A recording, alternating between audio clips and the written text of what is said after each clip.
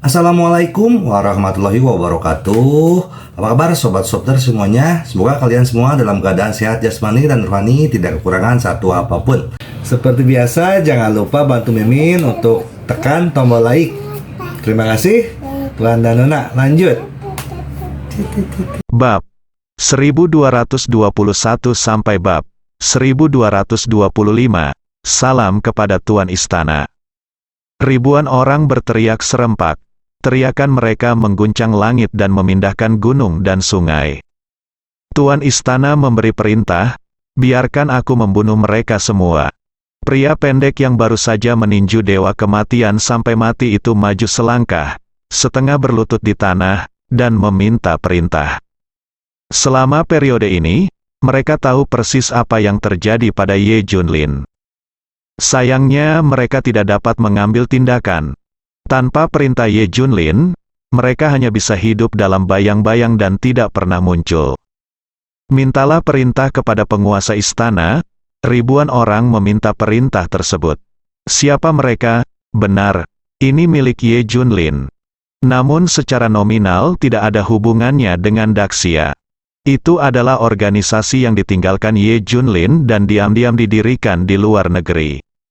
Namanya Istana Zentian. Hal ini untuk mencegah berbagai keadaan darurat yang mungkin terjadi di kemudian hari.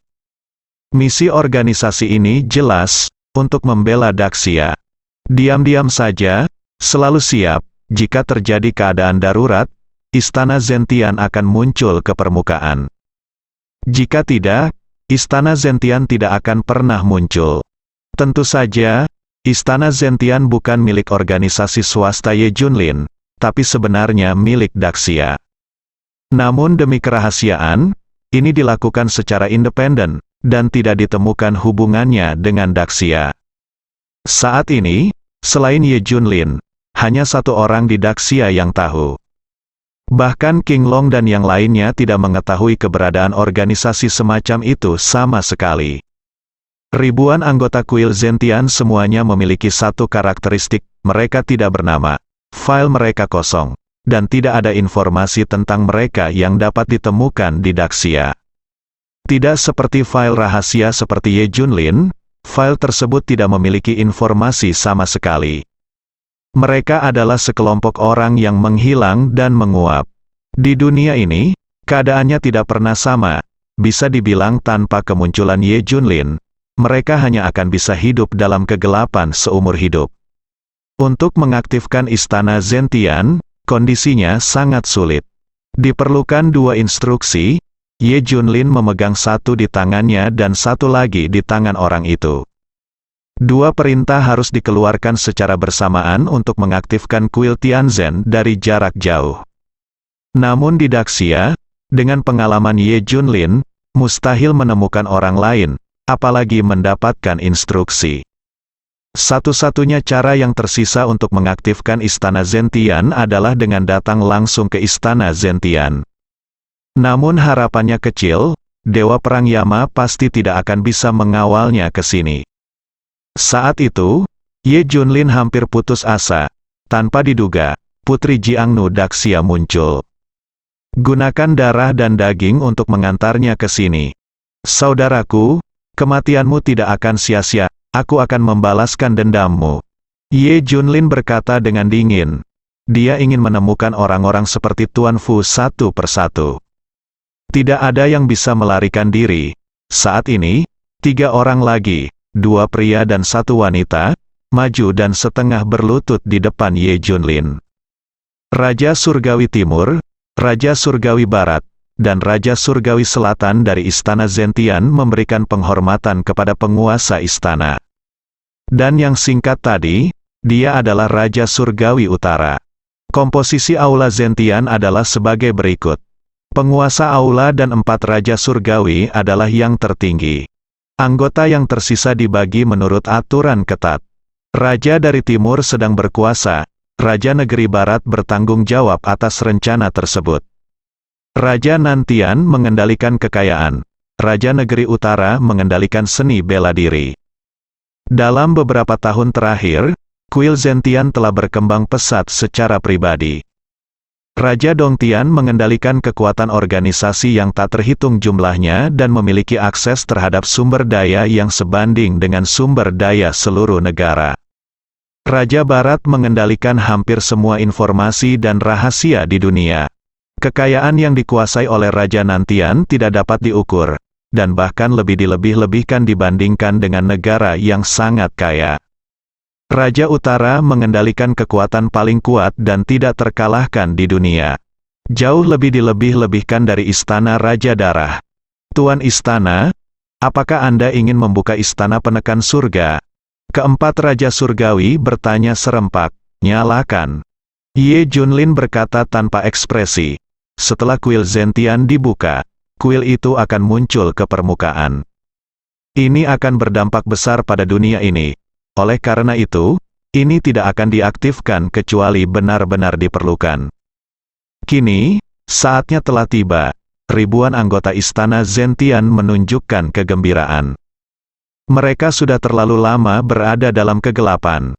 Saya juga ingin melihat cahaya. Tuan Istana, Istana Zentian secara resmi dibuka. Istana Zentian mematuhi perintah Anda, Tuan Istana. 4 Raja Surgawi di Tenggara, Barat Laut dan Barat Laut berteriak serempak. Oke, ikuti saja pengaturanku. Ye Junlin mengangguk. Tuan Istana, luka-lukamu, kudengar kau diracuni oleh racun Istana Raja Darah, yang telah dipelajari selama beberapa dekade. Raja Sitian bertanya, dia adalah seorang wanita. Pikiran yang paling halus, jadi kendalikan intelijen. Ye Junlin berkata, racun di tubuhku telah disembuhkan. Apa? Raja Sitian tampak tidak percaya. Menilai dari informasi yang dia kumpulkan, racun yang telah dipelajari Istana Raja Darah selama beberapa dekade terlalu berlebihan dan tidak mungkin untuk diurai. Kalaupun sudah dibersihkan, tidak akan bisa dibersihkan seluruhnya. Ye Junlin menghela nafas, saya beruntung. Saya bertemu dengan 8 dokter besar Tiongkok di Daxia, dan mereka kebetulan berkumpul. Daxia saya sangat berpengetahuan dalam pengobatan Tiongkok, dan ada beberapa dokter Tiongkok di antara mereka, beberapa pandai dalam pengobatan, ada yang pandai akupuntur, dan ada dokter racun, pandai mengobati orang dengan racun. Mereka menyelamatkan saya, jadi racun di tubuh saya sudah sembuh. Setelah bertemu dengan 8 dokter besar Tiongkok malam itu, Ye Junlin mendiskusikan masalah ini dengan mereka sepanjang malam. Qin Beisan bahkan tidak mengetahui hal ini pada awalnya. Saya tidak mengerti sampai nanti.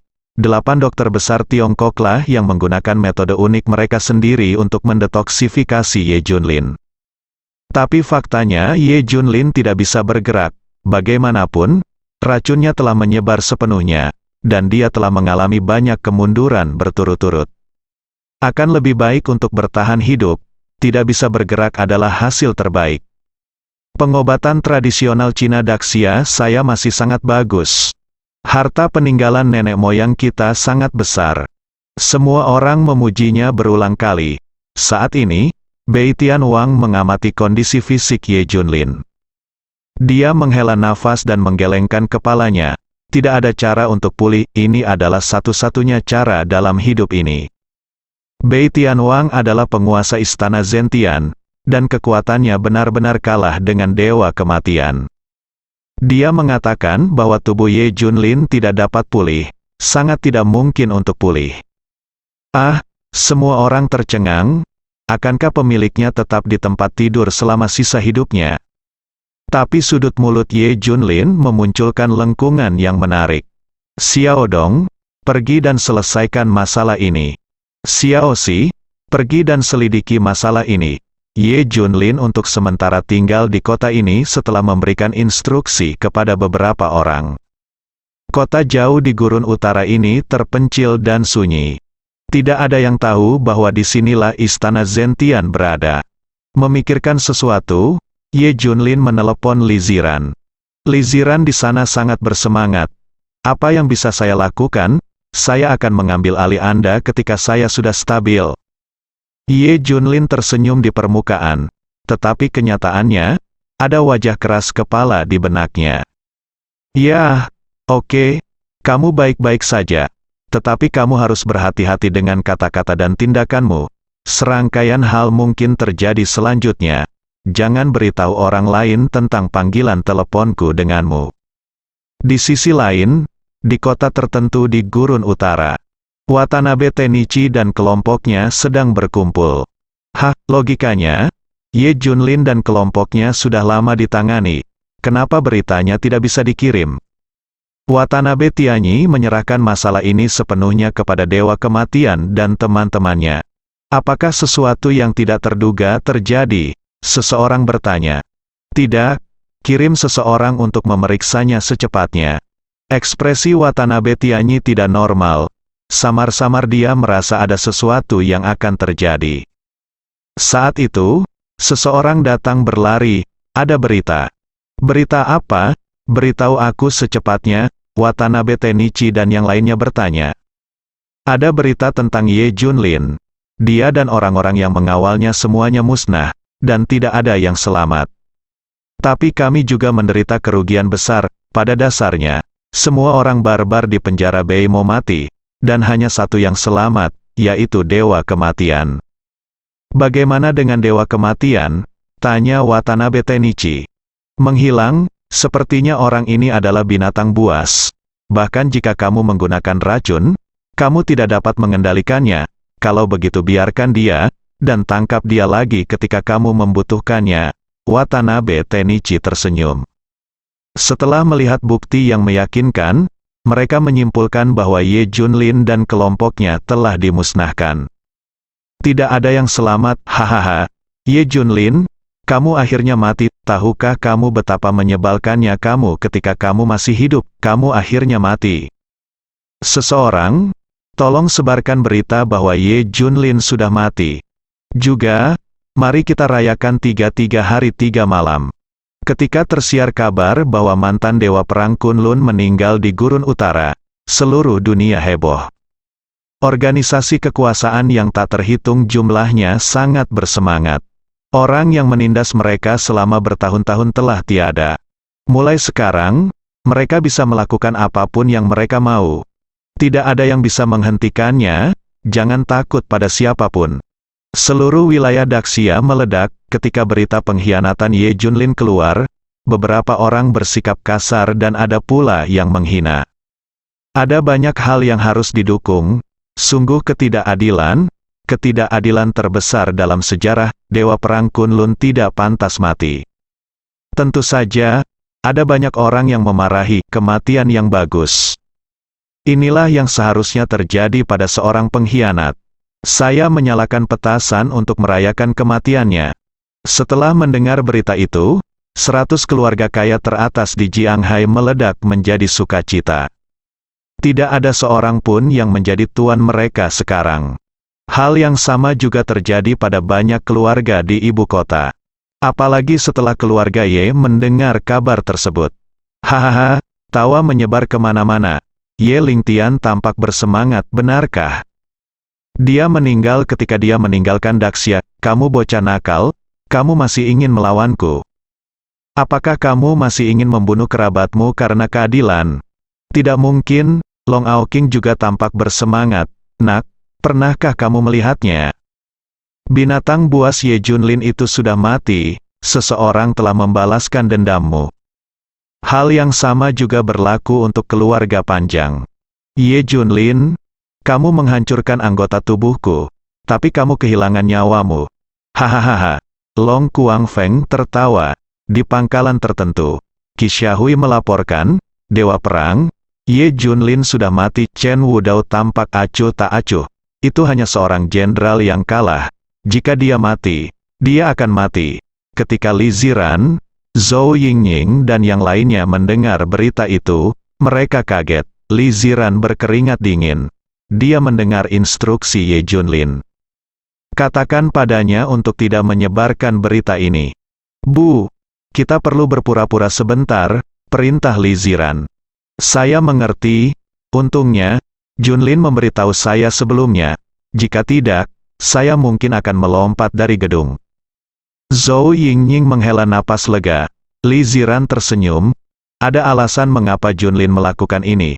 Dia pasti akan kembali, saya akan menunggunya, kita tidak harus meninggalkan Daxia. Li Ziran awalnya cukup khawatir. Sebaliknya, dia menghela nafas lega setelah hal seperti ini terjadi. Ye Junlin jelas merupakan orang yang berhati-hati. Dia pasti punya alasan untuk melakukan sesuatu. Semua orang di dunia mengira suamiku sudah mati, tapi hanya kita yang tahu kalau dia masih hidup. Kita harus merahasiakannya, aku menantikan dia kembali. Dan dia akan menguasai dunia. Li Ziran dan Zhou Yingning saling memandang dan keduanya tersenyum. Senang rasanya memiliki harapan. Berita kematian Ye Junlin menyebar ke seluruh dunia. Seperti yang diketahui semua orang, dia meminta Raja Dongtian menyebarkan berita kematiannya. Raja Dongtian mengarang serangkaian kebohongan, sehingga mustahil bagi Watanabe Tenichi untuk memverifikasinya. Malam itu, Nan Tianwang, yang bertanggung jawab atas kekayaan, dan Bei Tianwang, yang bertanggung jawab atas seni bela diri, bertindak pada saat yang bersamaan. Raja Nantian telah menaklukkan lusinan konglomerat top dunia, dan kerajaan bisnis yang dia bangun sebelumnya juga telah muncul, dan dana mengalir ke rekening istana Zentian dengan gila-gilaan.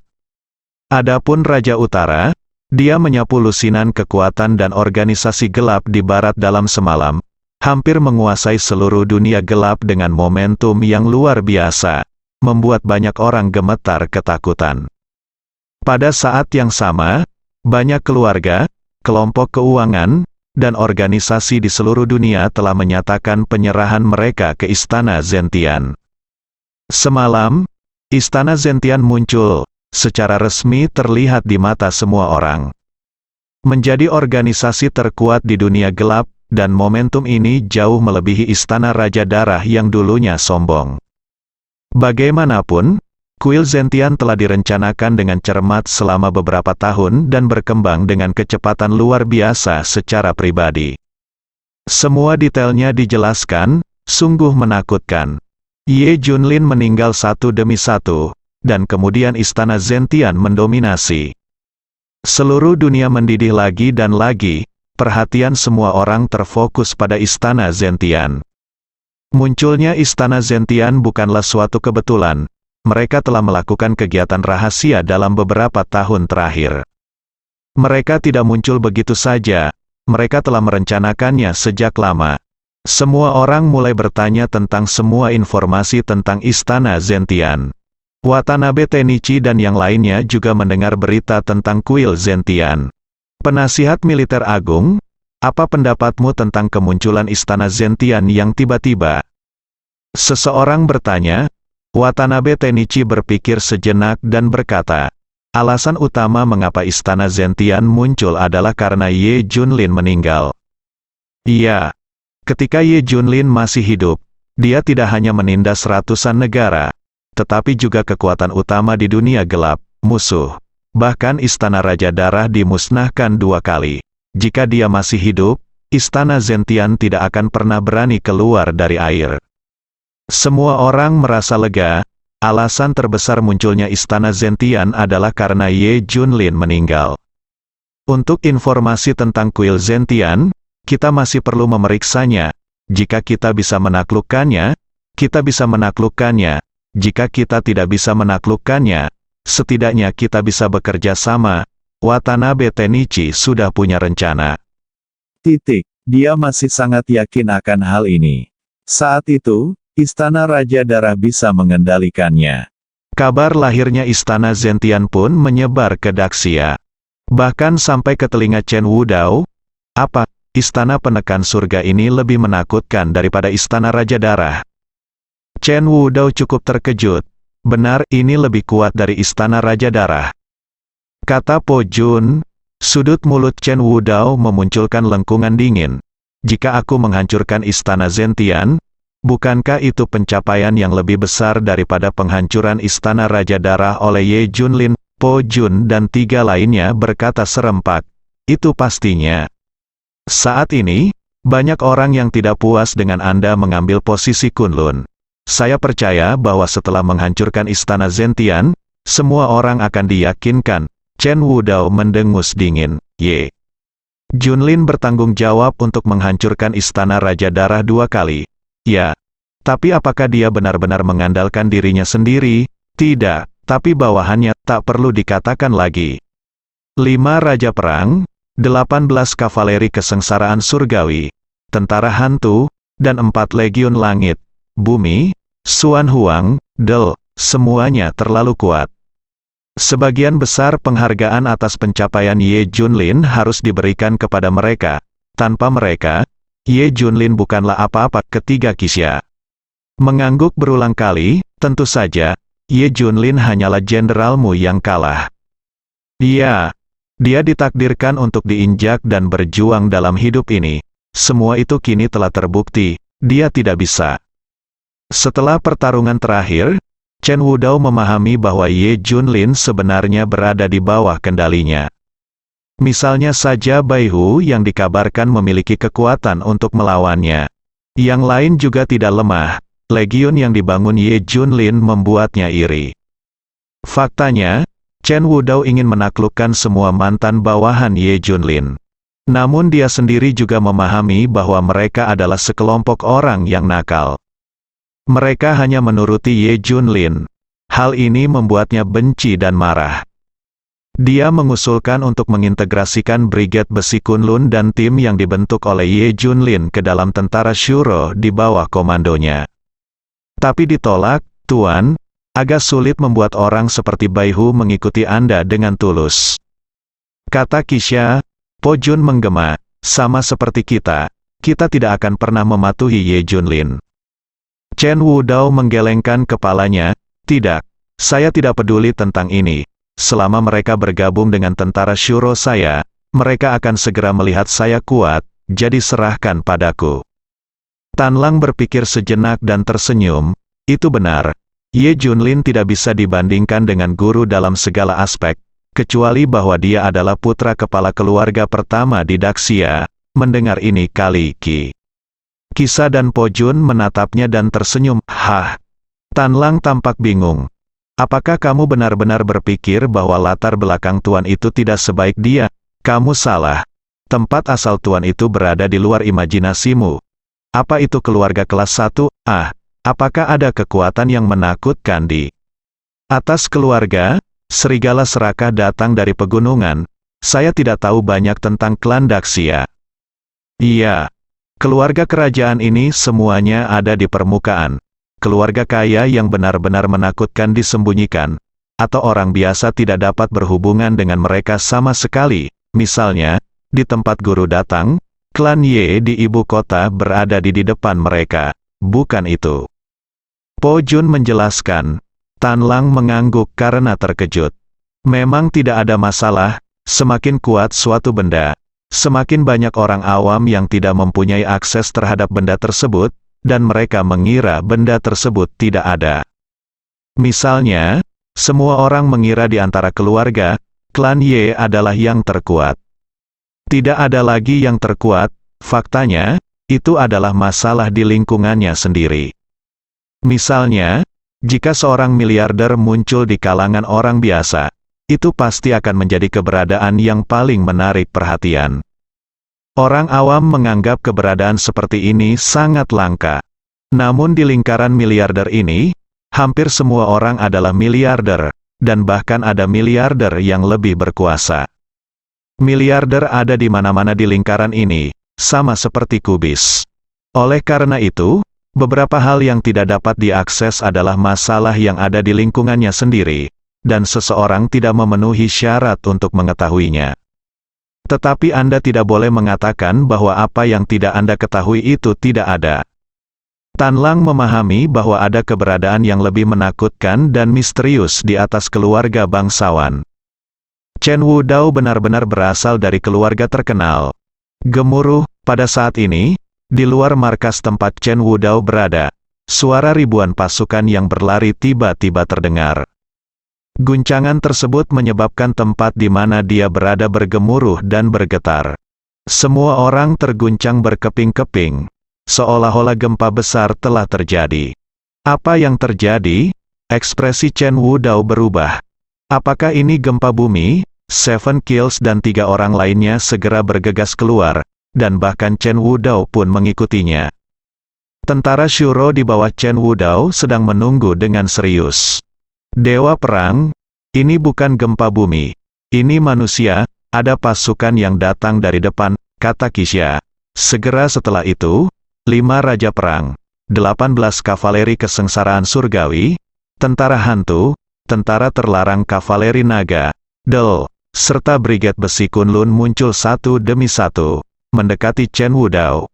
Ekspresi semua orang berubah drastis. Chen Wudao mengerutkan kening dan menatap langsung ke semua orang. King Long, apa yang akan kamu lakukan? Bersambung.